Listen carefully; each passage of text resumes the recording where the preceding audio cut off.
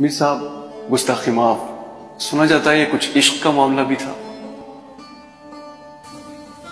جنوں کا عبث میرے مذکور ہے، جوانی دیوانی ہے، مشہور ہے۔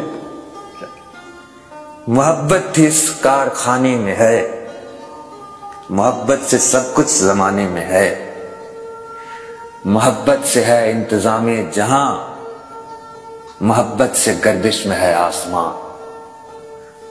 تو میر صاحب یہ جو جوش عشق آپ کی شاعری میں ہے، اسے کس طرح سمجھا جائے؟